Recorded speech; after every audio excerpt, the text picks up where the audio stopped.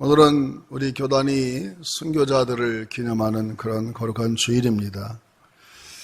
참 우리는 이런 순교자들을 생각해 보면은 그들이 희생으로 인해서 그들의 피가 뿌려지고 그들의 땀방울로 인해서 오늘 한국교회는 엄청난 축복을 받아 누리고 있고, 우리가 살아가는 우리 한반도의 5천년 역사 속에 이렇게 풍요롭고 또 좋은 시대를 살았던 것은 없었을 거라고 생각합니다. 바로 우리들이 그러한 것을 많이 누리고 있는 것입니다. 이 모든 것이 순교자들의 그 희생과 헌신이 아닌가 생각해 보면, 오늘 우리는 그들의 신앙을 이렇게 받들어 섬기는 것보다는 좀 더 많은 것을 누리려고만 하고 좀 더 편해지려고 하는 그런 경향이 한국교회에 있어서 참으로 마음이 안타까울 때가 있습니다. 우리는 오늘 이 순교자 기념주일을 통해서 다시 한번 하나님의 교회의 목적과 또 하나님의 교회가 어떤 토양을 가져야 될까를 다시 한번 생각해 보려고 합니다. 새들백교회를 개척했던 리고렌 목사님은 그분이 쓴 책 중에 교회는 주로 4가지의 체질이 있다. 하나는 사람 중심의 교회, 꼭 고린도 교회가 이렇게 바울파, 아볼로파, 게바파, 그리스도파가 있었던 것처럼 사람들에 의해서 움직이는 교회가 있고, 또 어떤 교회는 전통 중심 교회, 우리 교회같이 74년 이상 된 교회들은 옛날엔 이랬어. 그러면서 그 과거의 전통 때문에 어쩌면 앞으로 나가지 못하는 경향들이 간혹 있지 않을까, 그런 생각을 해봅니다. 세 번째는 제중심, 중심의 교회도 있다. 무슨 일만 하려면 그게 얼마나 들어가는데 돈 얘기만 하는 것이죠. 네 번째 토양은 건물 중심의 교회. 웅장한 건물을 지어가지고 건물로 승부를 걸려고 하는 그러한 성향의 교회들도 있다. 거기에 또 한 가지 넣는다면 우리끼리라는 토양이 있어. 우리끼리만 목장하고 우리끼리만 기관하고 우리끼리만 봉사하고, 이런 우리끼리만의 그러한 체질도 썩 좋은 것은 아니죠. 그렇다면 과연 성경에서 가장 이상적으로 생각하는 교회의 토양은 뭘까? 뭐니 해도 성경은 영혼을 사랑하는 교회. 오늘 합시다. 영혼을 사랑하는 교회. 여러분, 예수님이 이 땅에 오신 목적은 딱 한 가지예요. 잃어버린 양을 찾으러 왔다. 그것 때문에 십자가에 죽으셨잖아요. 그렇다면 교회가 존재하는 목적은 다른 거 아니에요. 영혼을 구원하는 겁니다. 오늘 순교를 나간 우리 많은 우리 교단의 순교자들, 또 우리 한국교회 많은 순교자들은 오직 하나, 십자가에서 피 흘려 돌아가신 그 예수님의 복음, 그 복음의 능력이 죄를 사하고 우리를 구원하기 때문에 그 십자가의 복음을 전하다가 목이 날아가고 가정에서 쫓겨나고 수박을 당하고 여러 가지 많은 일들을 경험하면서도 그 복음을 포기하지 않았습니다. 그러므로 우리도 이 교회라는 것은 영혼을 구원하는 곳, 여기에 와서 회개하고 하나님을 만나는 곳이기 때문에 우리는 교회의 가장 중요한 토양은 사람들의 그 영혼을 사랑하는 그러한 사람들이 모이는 교회가 되어야 됩니다. 디모데후서 4장 2절 말씀을 같이 한번 읽어보겠습니다. 디모데후서 4장 2절 말씀. 너는 말씀을 전파하라. 때를 어떤지 못 어떤지 항상 힘쓰라. 범사에 오래 참음과 가르침으로 경책하며 경계하며 권하라 그랬어요. 여러분, 우리가 열심으로 전도해야 돼요. 때를 어떤지 말든 어떤지 못 어떤지 항상 전도해야 되는데, 여러분, 전도하는데도 여러 가지 많은 방법이 있습니다. 여러분, 전도하려면 첫째는 기도해야 됩니다. 여러분, 성도가 기도하지 않으면 영원히 보이지 않습니다. 기도하지 않는 사람은 영적이라고 말할 수 없어요. 여러분, 전도하고 영혼을 사랑하는 사람은요, 열심히 기도하는 사람입니다. 그래서 아침 일찍 일어나면 말씀도 보고 기도해서 오늘도 하나님의 성령의 인도를 받고 내가 누구를 만나고 어떤 말을 해야 될지를 생각하는 기도하는 사람이고, 또 한 가지가 있다면 사람에게 관심을 가져야겠죠. 사람을 볼 때마다 어떤 외적인 것만 보는 것이 아니라 저 사람은 정말 예수를 믿는 사람인가, 교회는 다니는가, 그리고 고민은 무엇일까. 여러분, 인생을 살아봤지만 인생의 결국에 마지막 남는 것은 사랑하는 거 남잖아요. 정말 내가 누구를 자주 만난다든지 또 자주 교제하는 사람이 있다면 그 사람의 영혼이 정말 구원받았는가? 하나님을 아는가? 천국 백성이 될 수 있는가? 이런 것을 관심을 갖고 관심에 투자를 해야 될 것이고, 때로는 세 번째로는 물질적인 투자도 필요합니다. 커피도 같이 나누고 식사도 같이 나누고 좋은 것이 있으면 서로 나누다 보면은 어느 날 그 사람이 감동을 받아서 내가 이렇게 얘기를 하게 되면 그 영혼이 주 앞에 돌아오게 되는 그런 일들을 우리가 경험하게 됩니다. 한 번은 빌리그레암 목사님께서 자기 자서전에 내가 일생일대에 후회하는 게 하나 있다 이렇게 기록해 놨습니다. 그거 뭐냐면은 1963년 11월 23일이 미국 달라스 한복판에서 오픈카를 타고 퍼레이드하던 그때 당시에 최고의 인기가 많던 그 대통령, 케네디 대통령이 암살을 당해서 죽는 순간이었죠. 이 암살을 당하기 몇 달 전에 조국 조찬 기도회 미국에서부터 시작했잖아요. 그 국가 조찬 기도회에서 빌리그레암 목사님이 설교를 했는데 그날따라 케네디 대통령이 빌리그레암 목사님 좀 백악관으로 잠깐 좀 오셔달라고, 나와 좀 영적인 얘기를 좀 많이 하고 싶다고, 그렇게 케네디 대통령이 백악관으로 잠깐 들려달라고 요청했는데 이 빌리그레암 목사님은 그때 너무 감기가 많이 걸려가지고 혹시라도 내 감기가 대통령에게 전염이 될까봐 그냥 거절하고 다음 기회에 가겠습니다. 내가 너무 몸이 안 좋고 혹시 내가 잘못돼서 감기 걸리면 대통령이 어렵지 않습니까? 거절을 했는데 그리고 몇 달 후에 이렇게 사고가 터진 겁니다. 여러분, 케네디 대통령이 마지막 세상을 떠날 때에 연설하기 위해서 호주머니에 있었던 원고가 세상에 발표됐는데 그분이 읽진 않았지만 사람들이 그것을 쭉 읽어보니까 거기에는 범사의 때가 있다. 전도서 서문으로 시작하고, 그래서 시편 127편 1절로 마감을 했다는 거죠. 한번 읽어보겠습니다. 시편 127편 1절. 여호와께서 집을 세우지 아니하시면 세우는 자의 수고가 헛되며 여호와께서 성을 지키지 아니하시면 파수꾼의 깨어있음이 헛되도다. 여러분, 케네디는 참으로 박식하고 책을 많이 읽어서 아주 연설에 능한 자잖아요. 그가 마지막으로 연설하려고 했던 그 연설문이 모든 만사가 때가 있고 마지막에는 여호와께서 성을 지키지 아니하시면 파수꾼의 깨어있음이 헛되다. 결국 본인을 이야기한 것 같아요. 아무리 많은 사람이 경호원이 케네디 대통령을 보위하고 호위해도 하나님께서 지켜주지 않으면 끝나는 거죠.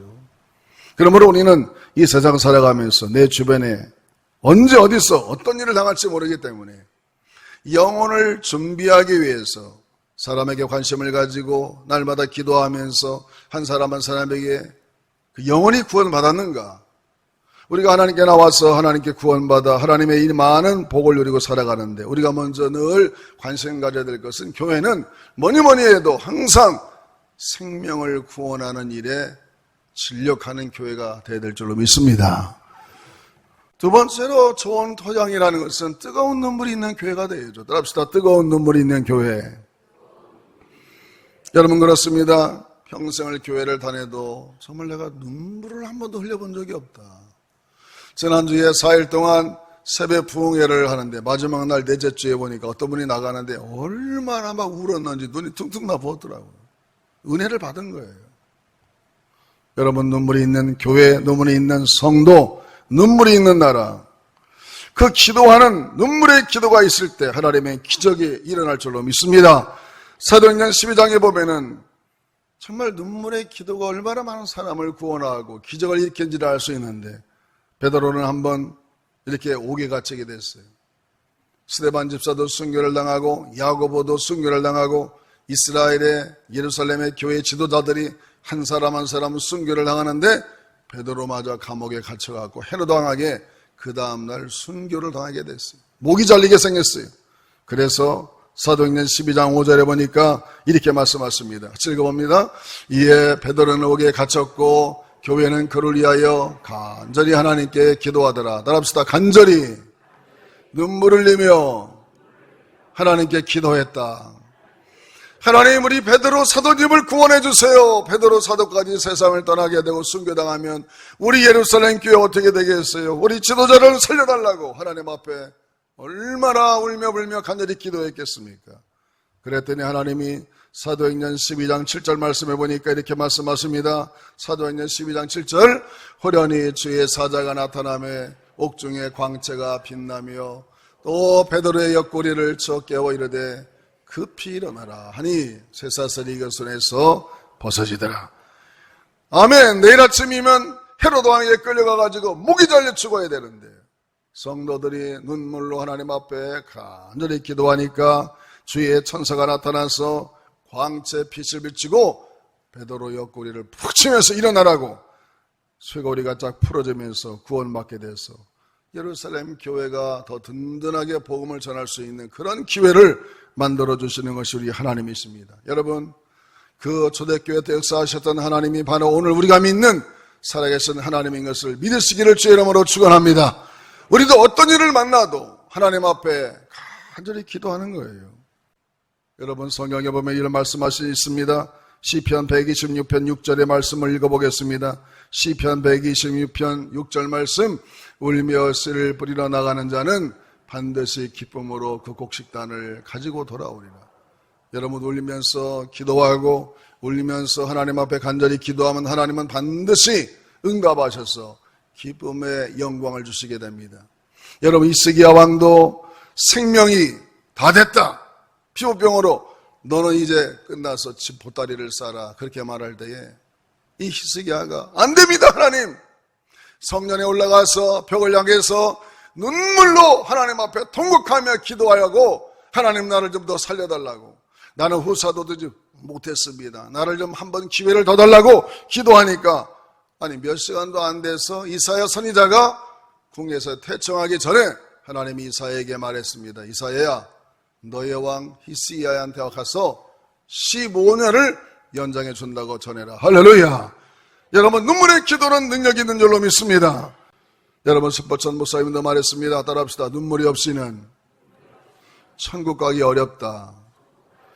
우리가 예배를 드리고 할 때는 너무 예배 은혜 받으면 눈물이 납니다. 때로는 어느 날 예배 드리다가 기도하다 보면 회개의 눈물이 나오죠. 찬송을 듣고 하다 감사의 눈물이 나옵니다. 여러분, 예배 가운데 여러분의 눈에 눈물이 없다면 그것은 우리의 영혼이 충만하지 않다는 거예요. 성령이. 여러분의 심령 가운데 하나님의 성령으로 충만하여 우리의 눈에 눈물이 있는 그러한 사람들 되시기를 주의 이름으로 축원합니다. 그래서 사람의 마음이 넉넉해져요. 저 사람은 피도 눈물도 없다고 그러잖아요. 독한 사람을. 여러분, 교회 다니는 사람들은요, 정말 눈물을 자주 흘려야 돼요. 기도할 때 하나님 은혜 감사해서 눈물도 흘리고, 또 때로는 기도할 때마다 간절해서 하나님 앞에 눈물을 흘리고, 그런 눈물의 기도를 통해서 하나님이 우리의 기도를 응답해 주시는 줄로 믿습니다.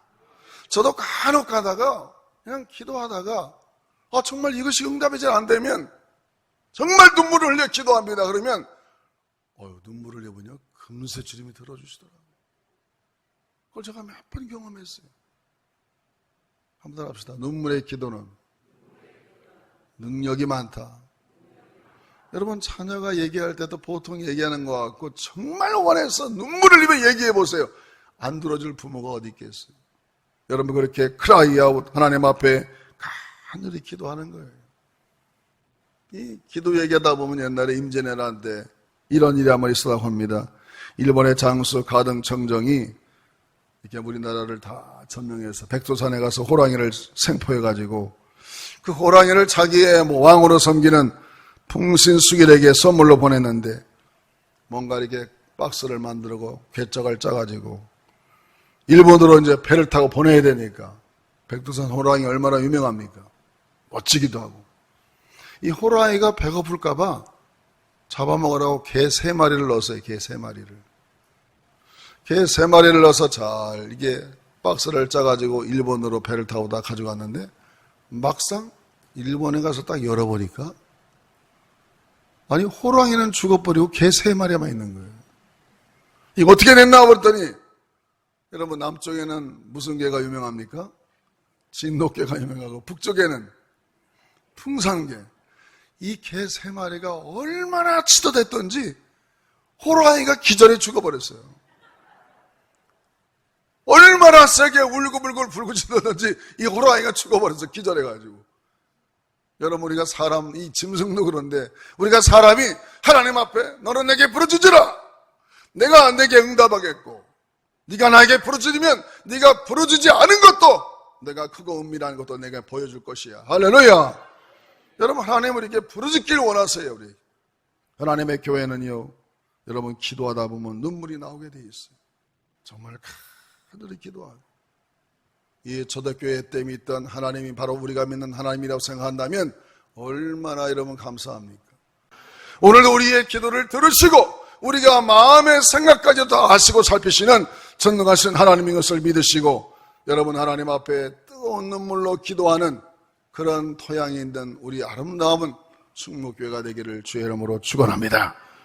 마지막 3번째로 이 순교자 기념주를 맞이해서 우리가 어떤 마음을 가지고 토양을 만들어 가야 되느냐. 우리 교회는 아비의 마음을 갖는 사람이 많아야 돼요. 따라합시다. 아비의 마음을 갖자.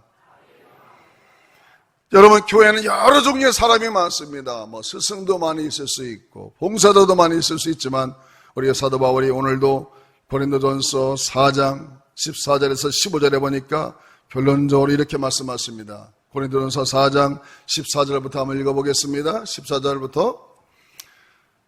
고린도전서 4장 14절 시작. 내가 너희를 부끄럽게 하려고 이것을 쓰는 것이 아니라 오직 너희를 내 사랑하는 자녀같이 권하려 하는 것이라. 그리스도 안에서 일만 스승이 있으되 아버지는 많지 아니하니 그리스도 예수 안에서 내가 복음으로써 너희를 낳았습니다. 바울은 고린도 교회를 개척했지만 그냥 내가 새끼를 낳았다, 내 새끼다, 내가 아버지다, 이런 생각을 아비 같은 마음을 한 거예요. 여러분, 그래서 우리는 사람을 대할 때도 하나님의 교회에 나오면은 그 사람의 영혼의 미래를 예측할 수 있는, 좀 성격이 괴팍한 사람도 긍정적으로 볼 수 있는 눈이 필요합니다. 야, 저 사람 예수 믿으면 화끈하게 믿겠구나. 또 아주 따지기를 잘하는 사람은, 야, 저 사람 믿으면 정말 예수님을 조목조목 잘 전할 수 있는 사람이다. 이렇게 그 사람의 영혼의 미래를 예측할 수 있는 넓은 아랑의 아비의 마음을 여러분 가지시기를 주님의 이름으로 축원합니다. 여러분, 사도 바울은 정말 악한 소문이 많이 난 사람이에요. 감히 예수 믿는 사람들이 접근할 수 없는 너무나도 무시무시한 사람이었죠. 스데반을 순교자로 죽이는 현장이 있었고, 예수 믿는 사람들을 앞장서서 아주 그냥 체포에다가 죽이는 사람이었습니다. 아주 악한 사람이었죠.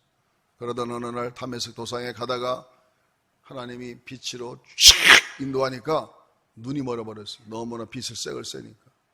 그래서 그가 요다의 집에 피신하고 있었는데, 며칠 지나니까 하나님이 아나니아라는 그러한 선지자에게 하나님이 말씀을 주셔가지고, 아나니아야, 지금 이 지역의 유다라는 집에 내가 이방인과 왕들에게 복음을 전할 한 인물을 택해놨으니 그에게 가서 기도 좀 해주라 그랬어요.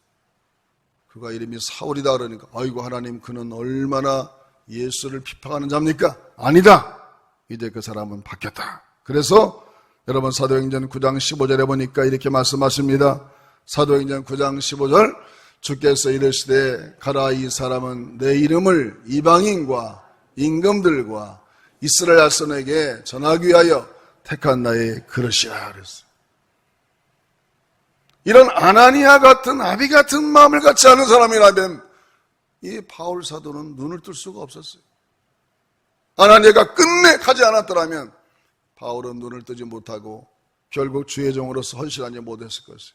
아나니아가 마음의 부담은 있었지만 하나님의 명령이니까 아비의 마음을 가지고 유다의 집에 찾아가서 이렇게 머리에 손을 기도하니까 비늘이 벗겨지면서 보게 됐고, 그 뒤로 전설에 따르면 바울은 다소에 들어가서 몇 년 동안을 경건한 생활을 하나님 앞에 지내게 됩니다. 그러던 어느 날 안디옥의 교회에 바나바라는 참으로 덕 있는 자, 이 사람이 소문을 듣기로 이 사울이라는 청년이 은혜 받고 변화됐는데 저 어디 고향에서 좀 처박혀 있다. 그 귀한 인물이 하나님의 말씀을 전하면 얼마나 잘할까. 아주 율법의 학자니까. 그래서 그를 찾아다가 안디옥 교회에 설교를 시켰더니 설교를 너무 잘하는 거예요. 그래서 바나바가 원래 담임 목사인데 담임 목사를 바울로 바꿔가지고 교회가 막 부흥하는 거예요. 나중에는 두 사람이 하나님의 성령의 명령에 의해서 선교사로 안수를 받고 두 분이 선교사를 떠나서 초대교회가 세워지는 놀라운 역사가 일어납니다. 이렇게 아나니아와 바나바 같은 넓은 아량을 가진 아버지의 마음을 가진 그런 사람들이 없었더라면 바울은 감히 사도의 반열에 들어서지 못하고 하나님의 일을 하는데도 상당히 제약을 받지 않았을까 생각합니다. 그러면 여러분, 오늘은 목장 예배가 있는 넷째 주 아닙니까? 내가 만약에 목자다, 부목자다 하면 내 목원들을 생각할 때에 정말 아비 같은 마음을 갖고 그 한 사람 한 사람에 대해서 애틋한 마음을 갖고 사랑의 마음을 가지고 섬기고 기도하고 오늘 잠깐 예배드리고 여러분 전도하러 나갈 텐데 전도하는 그 영혼들도 한 마음이 되어서 그렇게 해서 서로 사랑하는 그런 그룹들이 우리 교회에 여러 군데 있다면 얼마나 행복한 교회가 되겠습니까? 할렐루야! 한번 따라합시다. 사랑하는 마음으로 아비의 마음을 갖자. 여러분 인생을 여러분도 많이 사셨지만 결국 남는 건요, 사랑하는 것 딱 하나 남아. 사랑하는 것. 그냥 세상이 각박하고 너무나 경쟁이 심하니까 이 사랑이라는 단어를 다 잃어버릴 때가 너무나 많습니다. 여러분 교회에 와서 정말 영혼을 사랑하고 눈물의 기도를 드리며 아비의 마음을 가지고 처음 보는 사람도 처음 온 사람도 그 사랑의 마음을 가지고 아비의 마음을 가지고 잘 대해주고 그들을 인도하면 그런 토양이 있는 교회를 하나님이 이 시대에 사용할 줄로 믿습니다. 여러분 그렇습니다. 오늘은 교단이 정한 순교자 기념주일인데 저는 정말 이 아파트를 짓는 걸 지나가다 보다 보면요, 저도 웬만한 나라를 많이 가봤는데 우리나라 같이 주거 환경이 좋은 데가 없어요. 깨끗하고 아파트도 잘 짓고 시설도 최첨단이고 이렇게 복을 누리고 사는 그 이유가 뭘까? 그것은 우리 믿음의 선조들이 오직 복음을 위해서 예수님의 보혈의 피를 위해서 희생하고 헌신하고 순교하고 그렇게 했기 때문에 하나님이 이 나라에 복을 내려 준 줄로 믿습니다. 이것을 하나다 기억하고 우리들은 그 순교자들의 정신을 이어받아서 그저 더 많은 복을 누리려고만 생각하지 말고 내가 져야 될 십자가는 뭘까? 내가 삶 속에서 정말 순교자적인 마음을 가지고 살아야 될 그런 자세는 뭘까를 생각해서 오늘도 내일도 영혼을 사랑하고 눈물로 기도하고 넓은 아비의 마음을 가져서 하나님의 교회의 구석구석을 잘 챙겨서 정말 하나님이 기뻐하는 아주 토양이 좋은 우리의 충목교회를 만들어가기를 주의 이름으로 축원합니다.